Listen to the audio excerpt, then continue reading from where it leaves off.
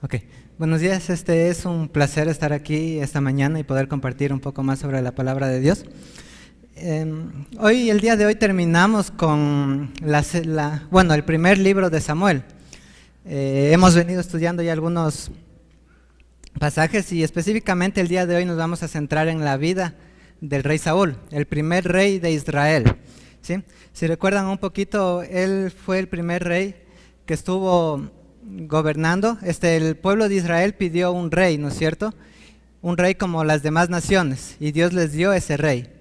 Entonces, en el capítulo 15 vimos que Dios le dio una orden directa a Samuel para que le diga a Saúl para que extermine una ciudad que no había sido de agrado, que no había permitido pasar cuando estaban cruzando el pueblo de Egipto, ¿sí? Entonces, a partir del capítulo 15, que sucede esa historia en el cual Saúl como rey desobedece, hasta el capítulo 28, al cual vamos a ver el día de hoy, han transcurrido casi 15 años desde ese acontecimiento, ¿ya?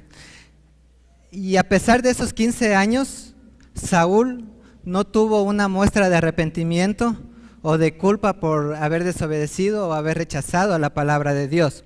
Saúl continuaba desobedeciendo a Dios y haciendo lo que le desagradaba. Es decir, que la vida de Saúl cada vez fue en picada. Desde que cometió varios pecados, su vida ha ido en picada. Y el día de hoy vamos a ver otros acontecimientos que sucedieron en la vida del rey Saúl, ¿sí? Y yo tengo una pregunta para poder introducir esta prédica, y es, ¿cuál es tu reacción cuando te encuentras en situaciones difíciles? ¿Cómo tú respondes cuando te encuentras en problemas o en dificultades? ¿Sí? Y vamos a ver cuál fue la reacción del rey Saúl al encontrarse en una dificultad, ¿sí? Y lo que vamos a estudiar el día de hoy es el capítulo 28 del libro de primero de Samuel. ¿Sí? Y mi primer punto es, ¿cómo respondes tú ante esas situaciones difíciles? ¿Respondes por vista o respondes por fe? Y vamos a ver cuál era la situación que se encontraba Saúl y cómo respondió. Versículo 3 de primero de Samuel. ¿Sí? ¿Ya? Versículo 3 dice, ya Samuel había muerto, todo Israel había hecho duelo por él y lo habían enterrado en Ramá, que era su propio pueblo. Saúl por su parte había expulsado del país a los adivinos y a los hechiceros. Ok, entonces este primer versículo nos va a dar una introducción de qué va a suceder alrededor del capítulo 28, ¿ya? ¿Por qué? Porque nos da dos puntos importantes. El primer punto que nos dice es que Samuel había muerto. Vuelve a repetir algo que ya se dijo en el capítulo 25.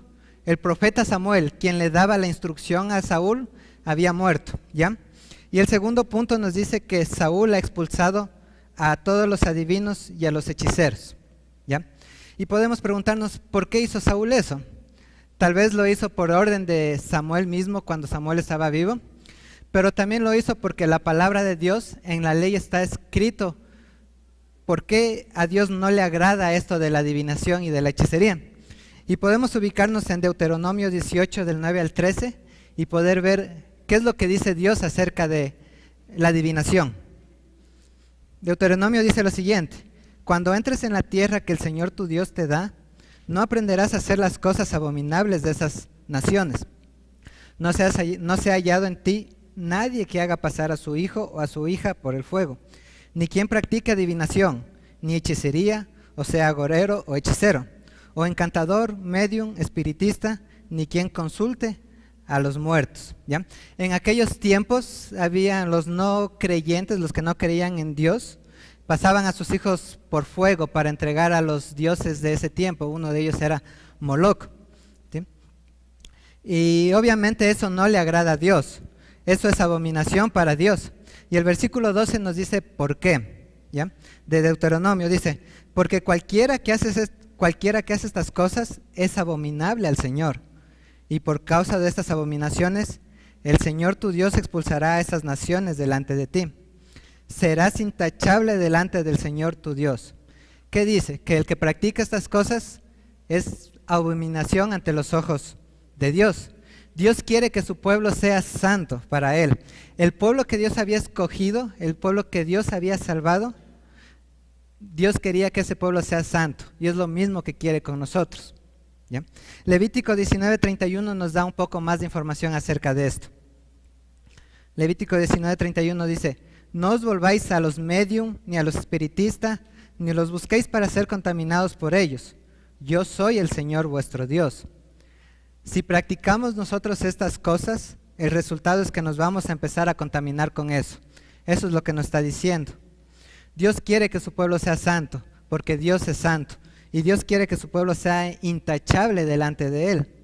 Levítico 26 dice: en cuanto a la persona, escuchen bien lo que dice, en cuanto a la persona que practica esto, en cuanto a la persona que vaya a los mediums o a los espiritistas para prostituirse en pos de ellos, también pondré mi rostro contra esa persona y la cortaré de entre su pueblo. Dios es claro en cuanto a esta situación, a estas prácticas, y para Dios consultar con adivinos o brujos es abandonarlo a Él. Dice, es como prostituirse, ¿ya? Y Dios quiere que su pueblo sea perfecto y santo. Nosotros como su pueblo necesitamos ser perfectos, santos e intachables.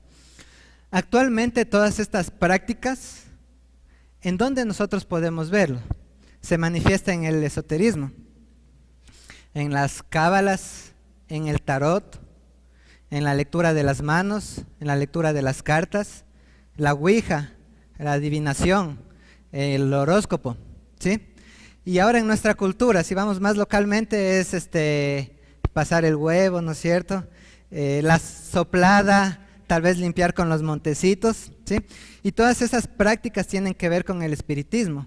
Y como vimos en los pasajes anteriores, Dios abomina esas cosas, porque nos estamos yendo en contra de lo que Dios nos ha dicho. Y nosotros como hijos de Dios no debemos tener contacto con esas situaciones, ¿ya?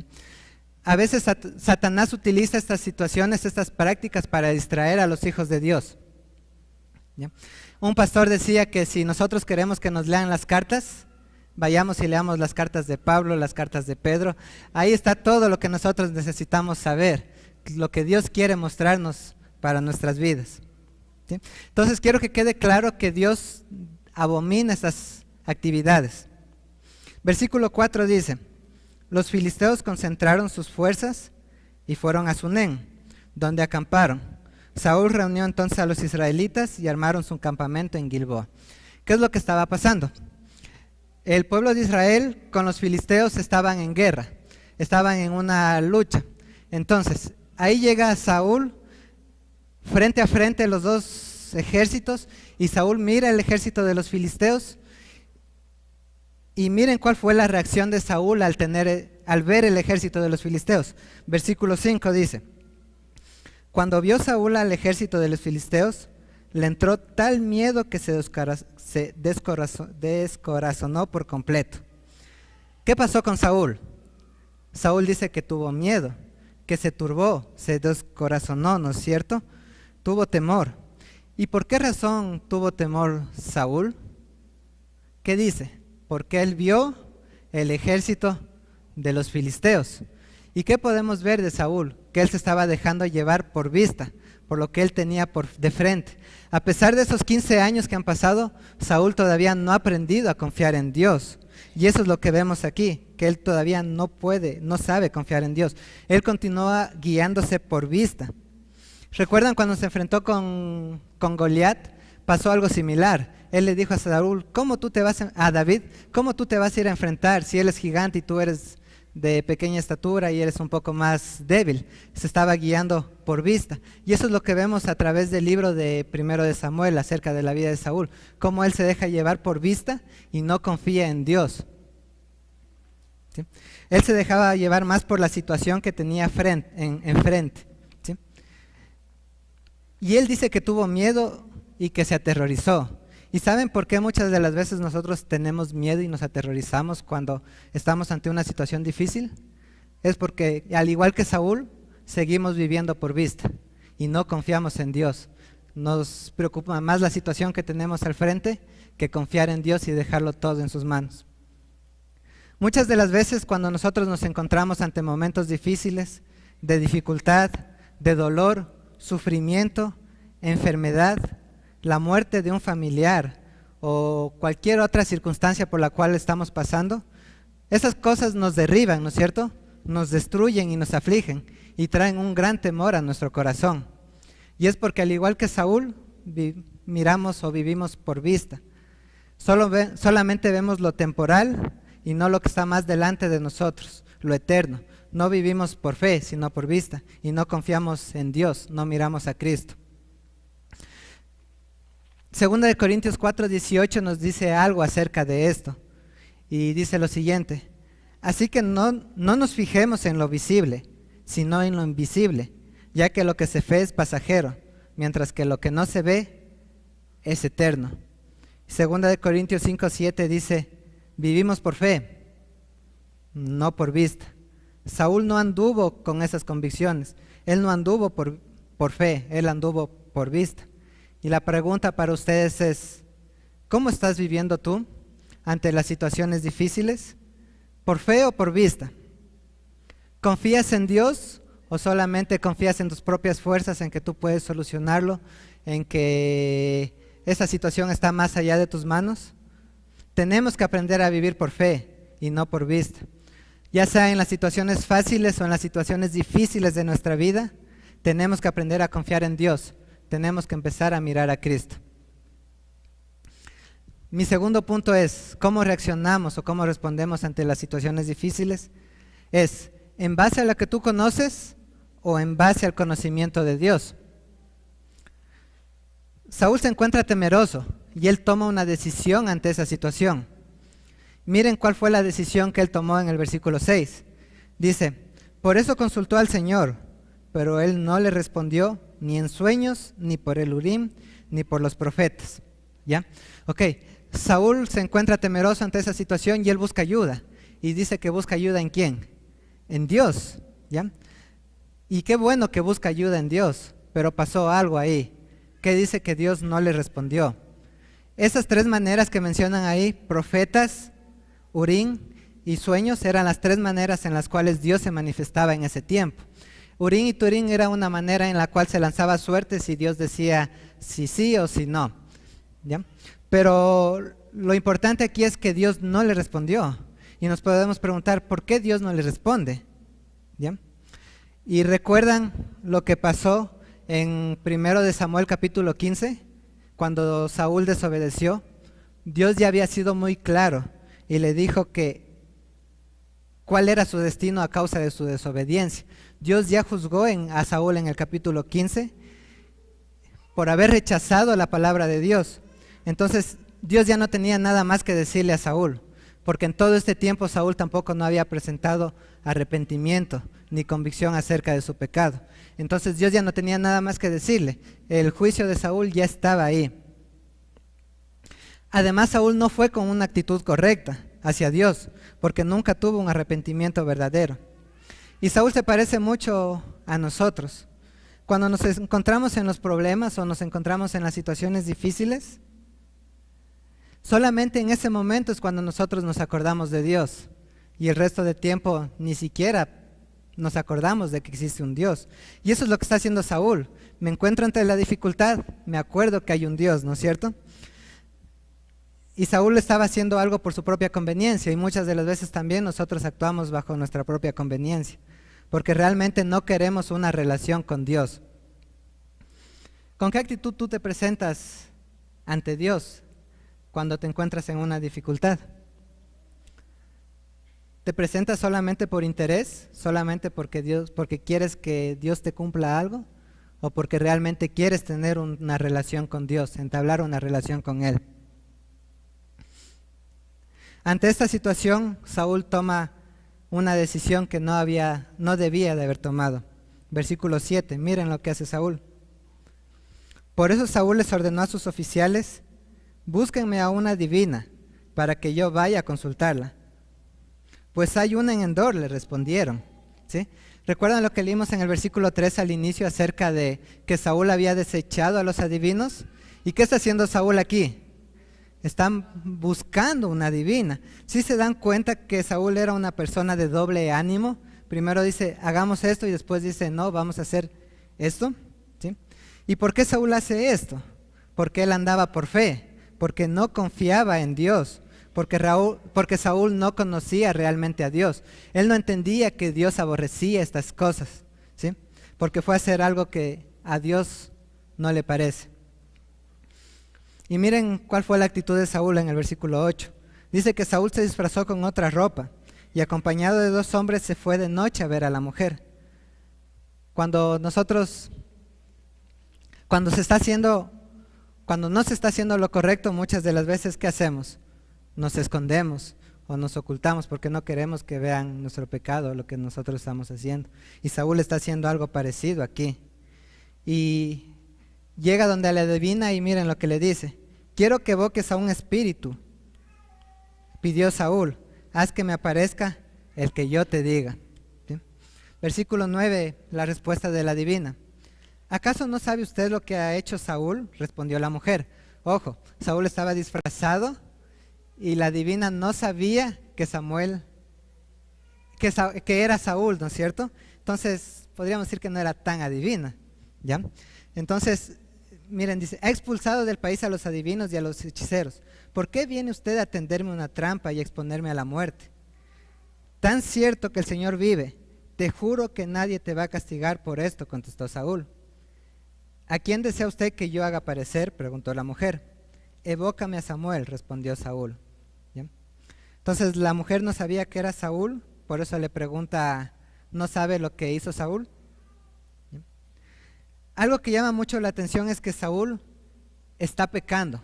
Al hacer esto, está pecando, pero también está haciendo pecar a esta mujer por causa de su pecado. Y como podemos ver hasta dónde puede llegar el pecado, y el pecado afecta a todos. Y lo que Saúl estaba haciendo aquí es seguir llenándose de pecados. ¿Sí ven por qué digo que Saúl realmente no conocía verdaderamente a Dios? Porque él nunca tuvo el deseo de arrepentirse y evitar el pecado. Una persona que realmente conoce verdaderamente a Dios va a querer arrepentirse y va a tratar de evitar el pecado a toda costa, por más que la situación sea difícil. En el versículo 10, algo que hace Saúl es jurar en el nombre de Dios. Y miren cómo la vida de Saúl se va en pique. Se va cada vez su vida de mal en peor. Saúl está comprometiendo a Dios en algo que Dios mismo aborrece, porque le dice, te juro que nadie te va a hacer nada. Y recuerdan lo que leímos en Levítico, qué pasaba con esas personas, que eran abominación para Dios. Y Saúl está jurando en nombre de Dios, diciéndole que no va a pasar nada. Entonces, Saúl compromete a Dios en algo que Dios mismo aborrece. Y esto hace una persona que no conoce verdaderamente a Dios. Y muchos de nosotros podemos tener como Saúl ese lenguaje cristiano. Si se dan cuenta lo que Saúl dice, el Señor vive. Entonces muchos de nosotros también venimos como, Dios te bendiga, gloria a Dios. Venimos muchas de las veces a la iglesia, pero no hemos conocido verdaderamente a Dios. Saúl está diciendo, te juro por el Señor, pero está haciendo algo que va en contra de Dios mismo. Está haciendo lo que dice Tito del 1 al 16. ¿Sí? Tito 1 al 16 dice, profesan conocer a Dios, pero con sus acciones lo niegan. Son abominables, desobedientes e incapaces de hacer nada bueno. Un amigo una vez me dijo, todo lo que tú escribes con la mano, lo vas borrando con el codo. Entonces, Saúl está haciendo algo parecido. ¿Sí? El que tengamos nosotros un lenguaje cristiano, no significa que conozcamos realmente a Dios. Nuestras vidas, nuestras acciones, nuestra relación con el Señor, esas van a mostrar cuánto conocemos a Dios y si verdaderamente conocemos a Dios. ¿Cómo está tu vida? ¿Sí? En el versículo 12 continuamos en 1 de Samuel, dice, al ver a Samuel la mujer pegó un grito, pero si usted es Saúl, ¿por qué me ha engañado?, le reclamó. No tienes nada que temer, dijo el rey, dime lo que has visto. Veo un espíritu que sube de la tierra, respondió ella, ¿Y qué aspecto tiene? El de un anciano que sube envuelto en un manto.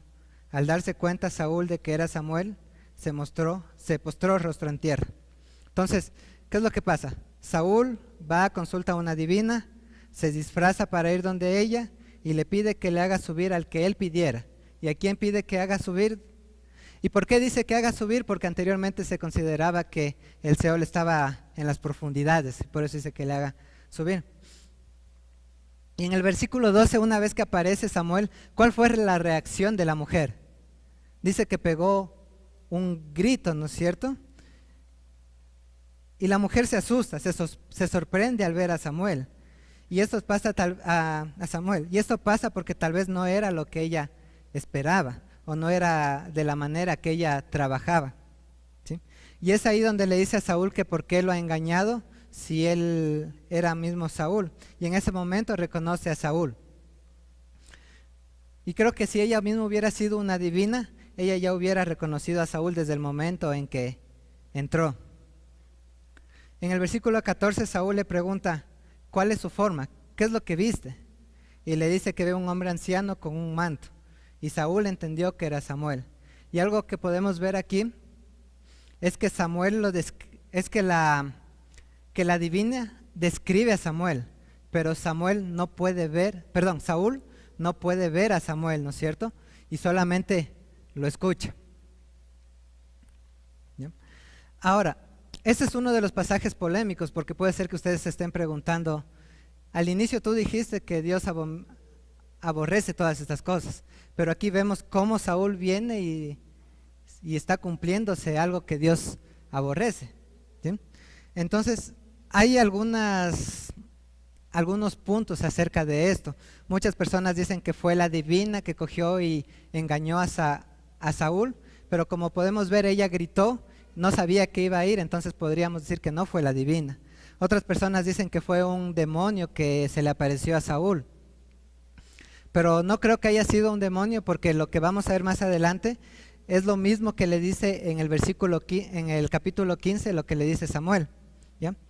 Y otras personas dicen que fue Samuel mismo, y yo creo que también fue Samuel, y no por obra de la divina o no por obra de Satanás, sino por obra de Dios mismo, por su soberanía y misericordia, ¿ya? ¿Y Dios puede hacer esto? Claro que puede hacer esto, porque Él es soberano, y Él es el dueño de nuestras vidas. Miren lo que dice 1 Samuel 2:6. ¿Recuerdan el cántico de Ana que vimos al inicio?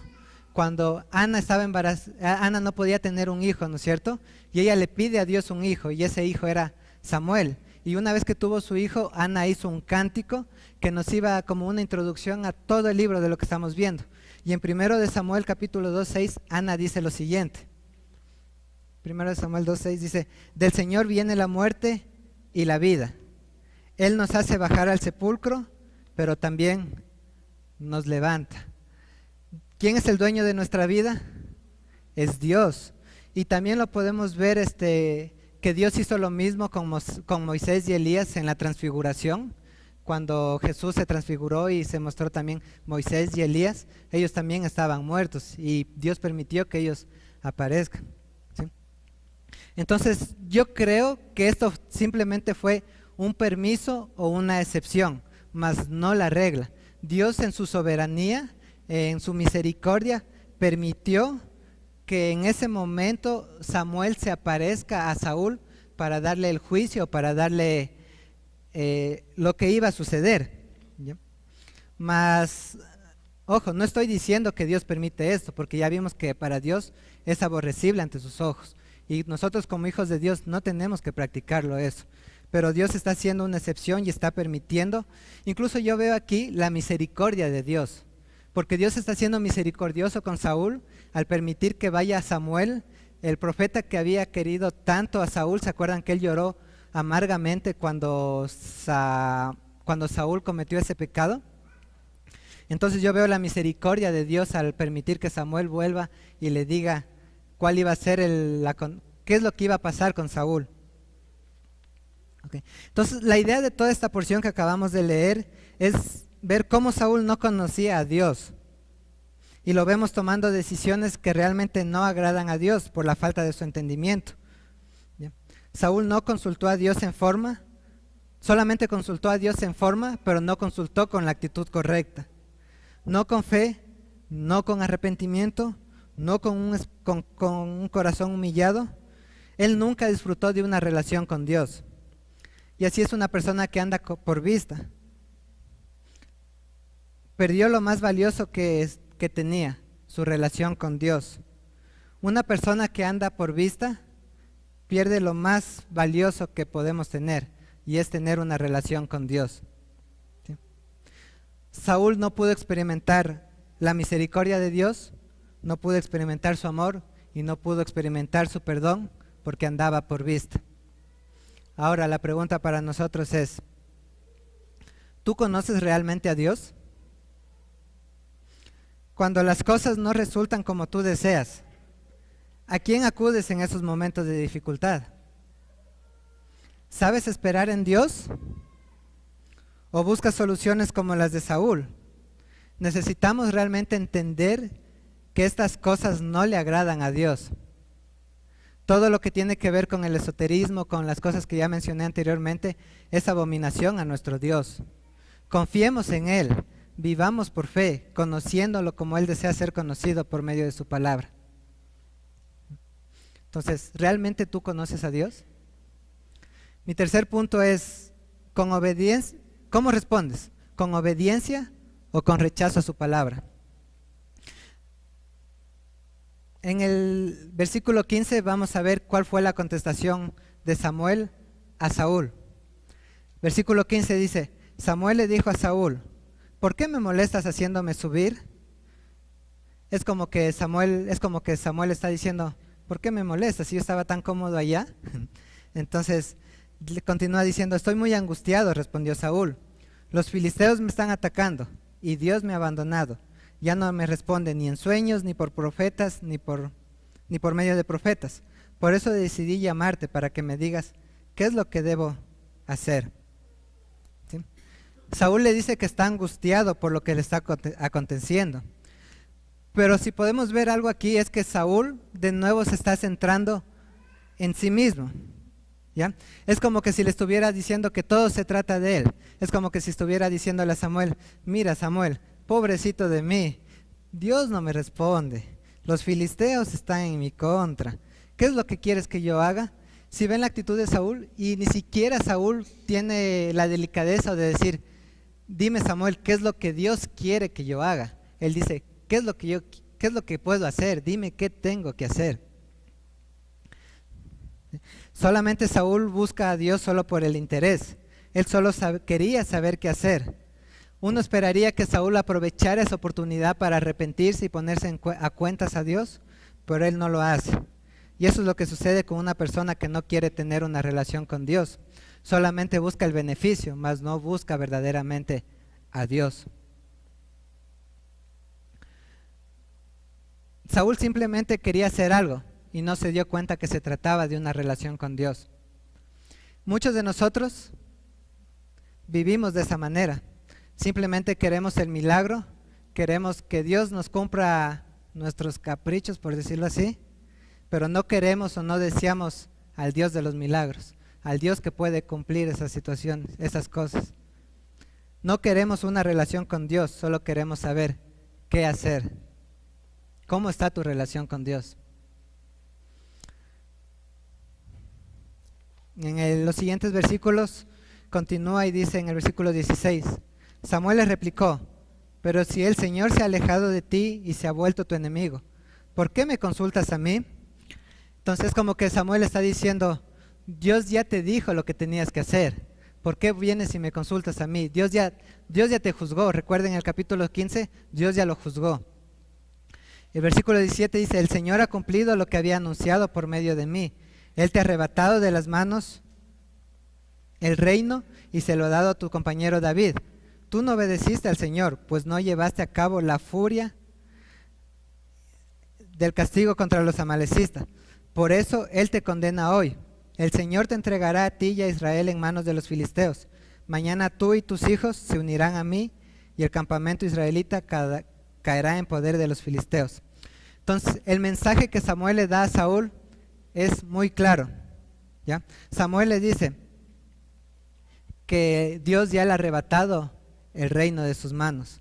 Y algo que me llama la atención mucho es que le dice, el Señor se ha alejado de ti y se ha vuelto tu enemigo. Wow, realmente son palabras muy fuertes y le está diciendo la verdad. ¿Imaginas que a ti te digan eso? Dios se ha alejado de ti, el creador, el soberano, el que sustenta todo, se ha vuelto tu enemigo. El problema de Saúl no era que los filisteos eran sus enemigos. El problema de Saúl era que Dios era su enemigo. Ese es el mayor problema. Y espero que nunca nos pase eso a nosotros. Ahora, no pensemos que Dios es un Dios injusto y tengamos como que poquita compasión de Saúl y digamos, pobrecito Saúl, Dios lo ha abandonado. Porque, ¿quién fue el que rechazó a quién? Si nosotros recordamos de nuevo en el capítulo 15, ¿quién fue el que rechazó a Dios primero? Fue Saúl. ¿Quién desobedeció a su palabra? Fue Saúl. Por eso Samuel está repitiendo y confirmando el rechazo hacia Saúl. ¿Sí? Miren lo que dice 1 Samuel capítulo 26, dice, tú has rechazado la palabra del Señor y Él te ha rechazado como rey de Israel. ¿Quién desechó primero a quién? Saúl. Vemos cómo Samuel está confirmando lo que Dios le dijo. Entonces, algo que leí para esta prédica decía, Dios siempre es el primero en buscar a los hombres. El hombre siempre es el primero en rechazar a Dios. Entonces, aquí vemos cómo Saúl primeramente rechazó a Dios y Dios por ende lo rechazó a Saúl. Tengamos mucho cuidado nosotros en rechazar también a Dios. Muchas veces Dios ya nos está llamando y muchas de las veces lo estamos rechazando. En el versículo 18 vemos cómo Samuel le vuelve a recordar las cosas y le dice, tú no obedeciste la palabra, tú no obedeciste al Señor, pues no llevaste a cabo la furia del castigo contra los amalecistas. ¿Bien? Por esa razón fue que Saúl fue condenado por no haber obedecido a la palabra de Dios. ¿Sí? Y algo más que añade del capítulo 15 a estos capítulos que leemos solamente es que le dice que desde el día siguiente, es decir, tú Samuel, mañana vas a morir y van a morir tú y tus hijos. Y realmente es fuerte que alguien venga y te diga tú vas a morir al día siguiente, debe de ser frustrante, debe ser penoso, ¿no es cierto? Le está diciendo tú ya no vas a tener más años. Es como que diciéndole, Samuel, arrepiéntete, mañana vas a morir. Y Saúl no se arrepintió. Y en el versículo 20 dice, al instante Saúl se desplomó y es que estaba lleno de miedo por lo que Saúl le había dicho. Entonces, ¿quién no hubiera tenido temor acerca de esas palabras? Que te digan, vas a morir, Dios te ha hecho tu enemigo, eres enemigo de Dios, Dios te ha desechado, ¿quién no va a estar con miedo? ¿Sí? ¿Y qué aprendemos de esta sección de aquí? Aprendemos que Samuel sufrió las consecuencias de su pecado, las consecuencias de su desobediencia. Y creo que la condena más triste que cualquier ser humano puede vivir no es la muerte, sino convertirse en el enemigo de Dios, de vivir una vida sin Dios por causa de la desobediencia y por causa del rechazo a su voluntad. ¿Cómo estás viviendo hoy tú? ¿Estás obedeciendo sus mandamientos o estás rechazando su palabra? ¿Estás rechazando lo que Dios ya nos ha dicho? Miren lo que dice Juan 14:15 acerca de esto. Si ustedes me aman, obedecerán mis mandamientos. Esa es la clave. ¿Cuándo vamos realmente a guardar los mandamientos de Dios? Cuando amemos realmente a Dios. Cuando amemos verdaderamente a Dios, vamos a amar lo que Dios ama y aborrecer lo que Dios aborrece. Saúl no amó a Dios. No le interesaba tener una relación con Dios. Él simplemente quería los beneficios que Dios le podía dar. Entonces, ¿cuándo empezamos a conocerlo y amar a Dios? Cuando empecemos a saber quién es Dios, qué es lo que hizo por nosotros y cuando empecemos a establecer una relación con Él.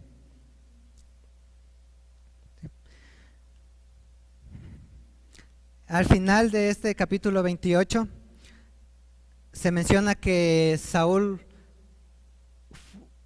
estuvo en la casa de la divina y la divina le dio un plato de comidas y fue su última comida y fue su última noche. ¿Se imaginan ustedes esperar una noche al siguiente día, el día de su muerte, el día de su ejecución? Qué tristeza, ¿verdad? Y Saúl estaba aterrorizado. Pero a pesar de que Saúl supo todo esto, no se arrepintió. ¿Y por qué? Porque había orgullo en su corazón, no entendía lo que estaba pasando, él solamente estaba guiándose por vista. ¿Sí? Y finalmente en el capítulo 31 vemos el desenlace de la vida de Saúl. ¿Sí? Y voy a hacer un pequeño resumen por el tiempo, pero en el capítulo 31, es decir, después de que Saúl y sus hombres salen de donde la divina, regresan al campo de batalla. Y en el campo de batalla dice que ya la batalla se intensificó. Y en el versículo 2, ¿qué sucede? Los filisteos alcanzan a sus hijos y matan a sus hijos. ¿Recuerdan a Jonathan? Juan Pablo habló la semana pasada de Jonathan, un hombre fiel, un hombre que fue fiel a David, fue fiel a Dios, fue fiel a su padre, moría a causa del pecado de su padre. Y podemos ver cómo el pecado, nuestro pecado también puede afectar a muchas personas, ya sea en la iglesia, nuestra familia, nuestros amigos.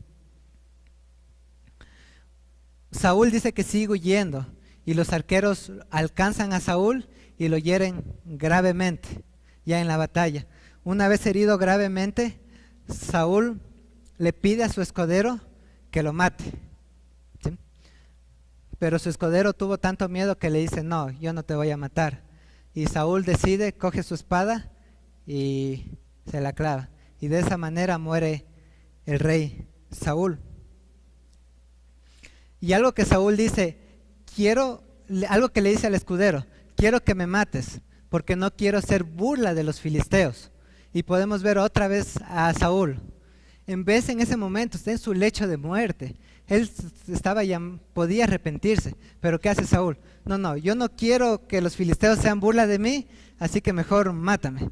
¿Sí se dan cuenta del orgullo de Saúl?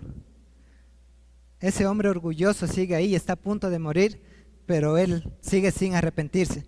Y lo único que le preocupa a él es no ser burla de los filisteos. ¿Sí? Él sabía que iba a morir y que no podía hacer nada más. En el versículo 6 también nos dice que un mismo día Saúl perdió todo. Perdió su vida, perdió sus hijos, perdió sus hombres y perdió su reino. Y no simplemente fue una pérdida para Saúl, sino que también fue una pérdida para todo el pueblo de Israel, porque los israelitas perdieron en cambio a su rey, perdieron varias ciudades, perdieron su ejército. Y el versículo 6 nos dice que fue una gran victoria para los filisteos, pero fue una gran derrota para Israel. ¿Sí? Y es una derrota triste. ¿Te das cuenta cómo termina el reinado de Saúl? Un desastre para Saúl, para su pueblo, y así termina esta historia, realmente triste. ¿Sí? Saúl nunca buscó arrepentirse ni en su lecho de muerte. Saúl lo único que buscó fue establecer su reino y no establecer el reino de Dios. Pregunta, ¿cómo están ustedes? ¿Te has arrepentido tal vez por vivir por vista y no por fe? ¿Te has arrepentido por no buscar a Dios y tener una relación verdadera con Él? ¿Te has arrepentido por no obedecer sus mandamientos? Dios nos está llamando al arrepentimiento. Y puede ser algo duro que diga hoy, pero nunca sabemos cuándo va a ser nuestro último día. Y necesitamos arrepentirnos de nuestros pecados. Necesitamos arrepentirnos de la manera en la que estamos viviendo. Dios nos está llamando al arrepentimiento. Al final dice que al siguiente día, después de que el rey Saúl murió, en los versículos del 8 en adelante, dice que los filisteos fueron y encontraron los cadáveres de sus hijos y de Saúl. Y cogieron y le cortaron la cabeza y le quitaron las armas y llevaron a todo el pueblo de Filisteo, a todos los filisteos, la cabeza y sus armas, para mostrar la derrota y la humillación de Israel. Al final, Saúl quiso evitar ser burla de los filisteos, pero terminó siendo burla de los filisteos. El texto dice que esas eran las buenas noticias para los filisteos, porque habían exterminado al rey, habían exterminado a los israelitas. Entonces, aquí vemos cómo terminó el reinado de Saúl, ¿sí? Vemos que el tener un rey no era la verdadera solución, como vimos en los capítulos al inicio de 1 de Samuel. Esto solamente fue una experiencia muy triste para el pueblo de Israel. Y así termina la vida del rey, con su muerte y la de sus hijos. Pero no solo él había sido avergonzado, el pueblo había sido avergonzado. Y el nombre de Dios estaba entredicho entre los filisteos. Y lo más triste que dice es que los filisteos enviaron mensaje por toda la tierra de los filisteos para que llevaran las buenas nuevas a la casa de sus ídolos y a su pueblo. Israel humillado, el rey humillado y Dios de Israel ridiculizado ante la boca de los filisteos. ¿Sí? Realmente nace una pregunta: ¿el reino de Dios terminó ahí? No, no es cierto. Y vamos a continuar eso con el libro de segundo de Samuel. Yo me imagino a los filisteos en ese momento diciendo: ¿en dónde está el Dios de Saúl? Pero nosotros sabemos que realmente el reino de Dios aún no ha terminado.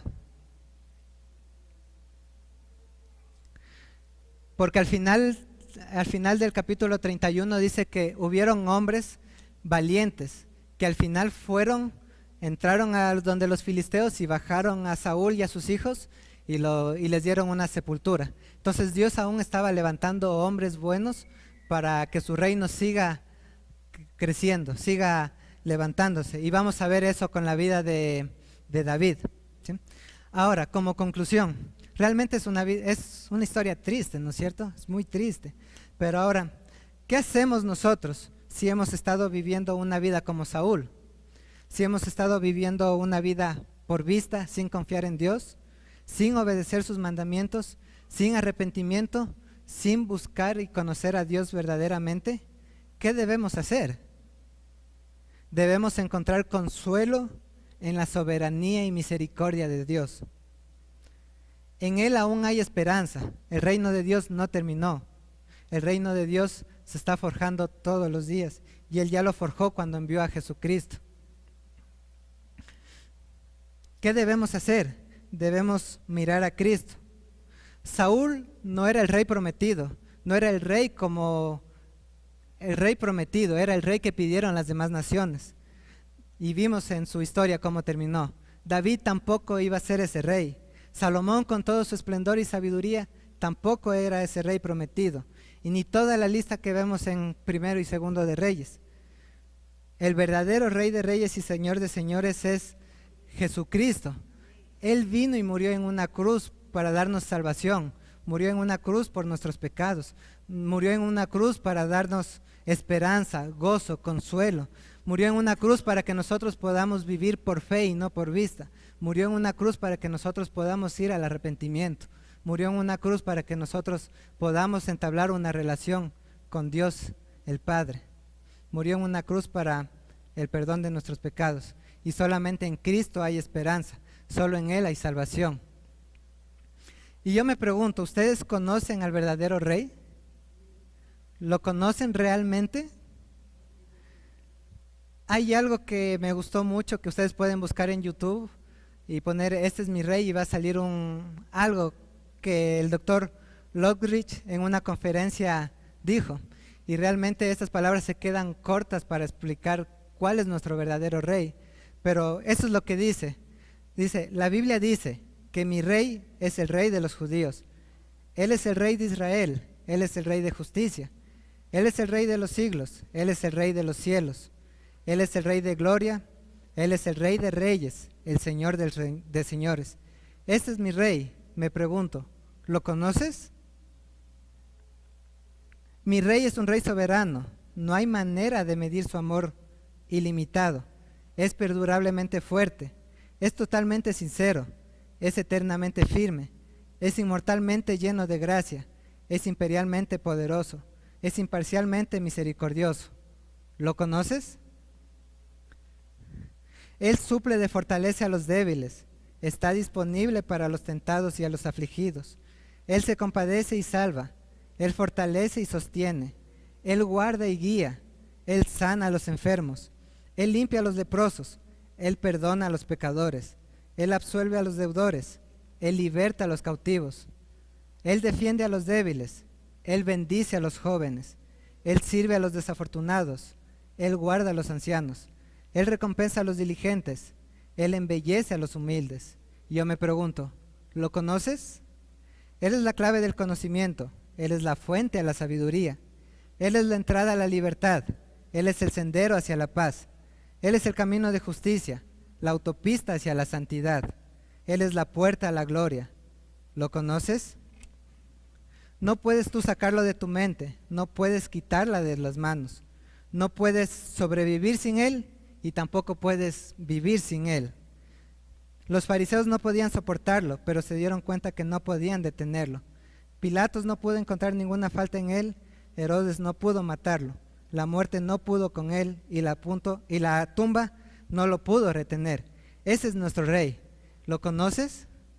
Ese es nuestro Rey y esas palabras no describen realmente lo que es Jesucristo para nuestras vidas.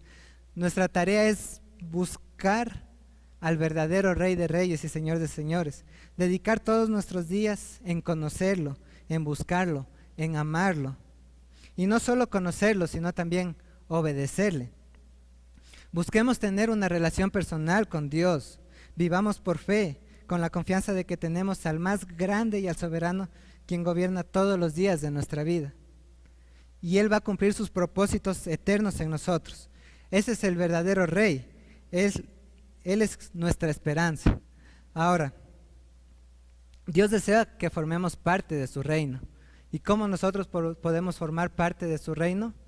Creyendo en ese Rey como nuestro Salvador, como nuestro Señor, y también arrepintiéndonos de nuestros pecados y de que no hay nadie más que nos pueda llevar a la vida eterna que nuestro Rey glorioso, que es el Señor Jesucristo. Oremos, hermanos, para terminar.